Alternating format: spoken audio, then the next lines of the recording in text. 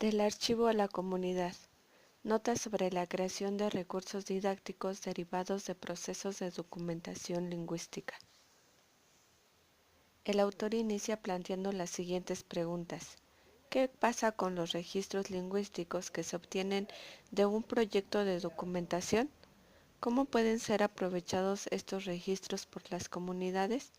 ¿Cómo utilizar esos registros para diseñar materiales que sean utilizados para la enseñanza de la lengua? Y menciona que parte de las respuestas a estas preguntas serán abordadas en el presente capítulo. No obstante, resalta que no pretende establecer una ruta cerrada de alternativas al seguir. Por el contrario, busca generar reflexiones iniciales sobre aquellas labores que continúan cuando una iniciativa de documentación de lenguas parece llegar a su etapa de cierre. Documentación y movilización de materiales. La documentación lingüística ha vivido una constante evolución que obliga a quienes trabajan en la salvaguardia del patrimonio lingüístico de las comunidades a pensar mejor formas de articular estas tareas con las necesidades inmediatas que los miembros de las comunidades manifiestan en torno al peligro latente en que ellas se hallan. Por lo que se han dado algunas respuestas como las siguientes. Movilización de materiales. Considera urgente la devolución accesible del alcance colectivo para los contenidos lingüísticos de documentación. Las formas modernas de documentación consideran primordial la captura de información lingüística en eventos comunicativos contextualizados. De acuerdo a estos problemas, el autor menciona cómo se ha planteado la necesidad de conectar las visiones de dos grandes áreas para la preservación de idiomas amenazados, la documentación lingüística y la revitalización de la lengua. Ahora bien, la principal preocupación de la revitalización es el incremento del número de hablantes, así como del número de contextos en los cuales la lengua en cuestión es usada. Pero, ¿cómo usar la documentación lingüística para lograr la revitalización de la lengua? Algunas soluciones que se presentan son repensar la forma en que se documenta, plantear desde la planeación de la documentación y que dichos elementos retornen a las comunidades para servir de base a la producción de materiales. Una visión pedagógica y funcional de los registros de la documentación lingüística. Los escenarios de uso de la documentación lingüística son diversos, pero en todos los casos cabría la posibilidad de darle uso real al idioma, sin necesidad de recurrir a la creación de situaciones ficticias de interacción. Por lo tanto, de esta manera estos podrían ser más congruentes y eficaces. Por esta razón se plantean las siguientes preguntas. 1. ¿Se espera producir materiales de difusión? 2. ¿Se espera producir materiales de apoyo a la enseñanza? ¿Se espera producir materiales de difusión? Lamentablemente, muchos de los materiales podrían tener un propósito acotado de difusión, esto es, una función meramente informativa ligada a la sensibilización y a la promoción de contenidos sin fines de instrucción. Algunos ejemplos de recursos serían carteles, folletos, imágenes o animaciones para compartir en redes sociales, entre otros. Si notamos, el propósito de estos elementos no es enseñar explícitamente la lengua, sino contribuir a la constitución de una plataforma de contenidos que visibilicen la lengua en ámbitos en los que no está presente. ¿Se espera producir materiales de apoyo a la enseñanza? Los contenidos lingüísticos también pueden ser utilizados como fuentes que proporcionan información contextualizada, tanto en aspectos culturales como en función de la comunicación que se recrea entre las comunidades se habla. Esto tiene un gran valor, siempre y cuando estos consideren en sus mecanismos de captura a los eventos o situaciones comunicativas como el eje central. También permiten que estos sean propicios para la elaboración de recursos orientados a la enseñanza implícita y explícita del idioma, y beneficiaría directamente a la naturaleza de los datos. Sin embargo, se debe estar consciente de la diferencia que existe entre los tipos de enseñanza del idioma. La enseñanza como primer idioma implicaría que los materiales serían útiles para el apoyo en las tareas de alfabetización, por lo que los primeros acercamientos explícitos a la apropiación de la escritura serían mediados desde el idioma que los aprendices dominan y del que son hablantes nativos. Valdría la pena apostar por constituir la mayor cantidad posible de textos de diferentes tipos: narrativos, descriptivos, explicativos e incluso argumentativos. Sin embargo, es necesario considerar que los materiales a utilizar podrían tener funciones diferenciadas. Recursos para pensar en el sistema de escritura.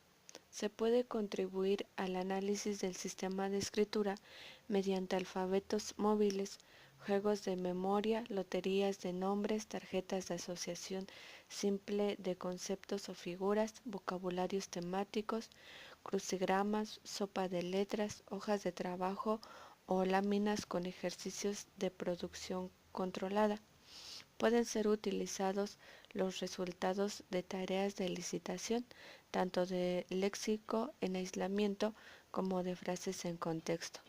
Estos materiales deben ser aplicados como parte de una secuencia mayor en la que los estudiantes se exponen e interactúan con múltiples tipos textuales.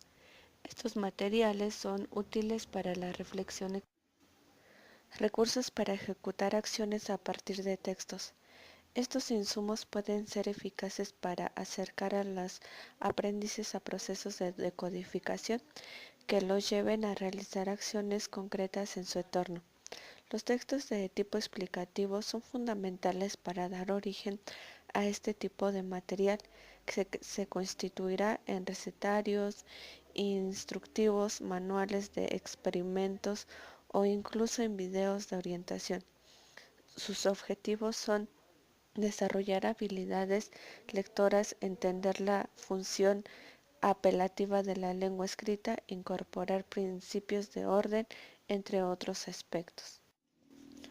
Recursos para la lectura libre. Serían útiles antologías o compilaciones de narraciones o historias de ficción, anécdotas, poemarios, novelas e incluso traducciones libres o de otros géneros como historias. El objetivo de este tipo de recursos es que los aprendices tengan acceso a insumos que faciliten la lectura por placer a nivel individual y con otros hablantes de la lengua. Implicaría que el uso de otros recursos debe fomentar más allá de los aspectos de formación. En esta categoría de recursos es muy importante que se socialicen y se acerquen la producción literarias existentes en las lenguas indígenas en cuestión. La enseñanza de la lengua como segundo idioma va encaminada a una audiencia que no es hablante y normalmente no tendría conocimientos de la lengua que se pretende enseñar.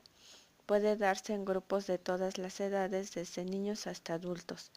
Actualmente es cada vez más notable la presencia de miembros de nuevas generaciones que pertenecen a la cultura, pero ya no hablan el idioma del grupo étnico, y este pasa a convertirse en su lengua de herencia, que en determinados casos puede llegar a entender, pero que en muchos otros ni siquiera se contaría con este perfil pasivo de hablantes.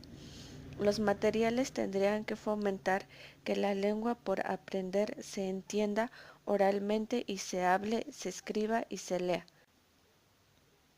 Configuración de recursos didácticos.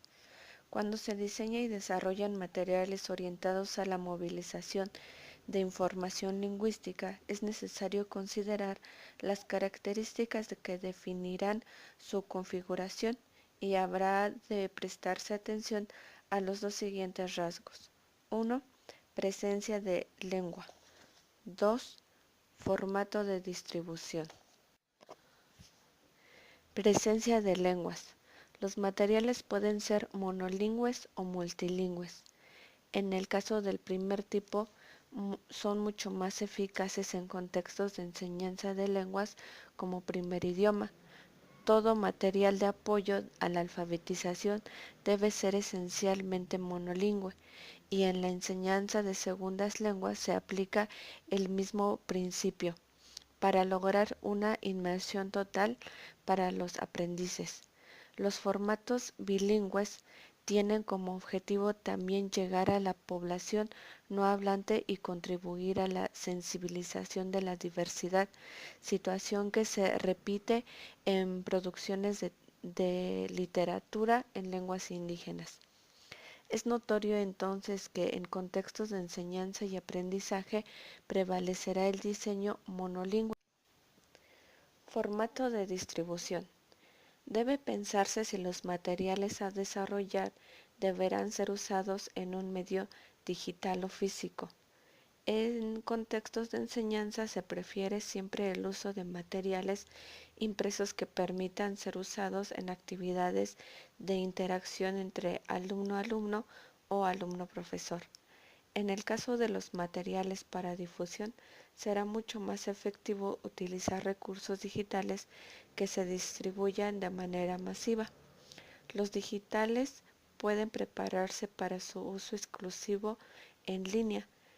No obstante, será necesario siempre contar con una conexión a Internet, mientras que algunos formatos permitirán tener un uso fuera de línea que podrían ser producidos desde una o reproducidos desde una computadora o dispositivo móvil. El último paso que nos muestra el autor es la evaluación de contextos de distribución.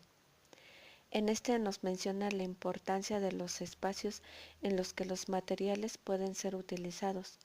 También nos dice que esto se rige por el tipo de audiencia a la que se dirigen los recursos.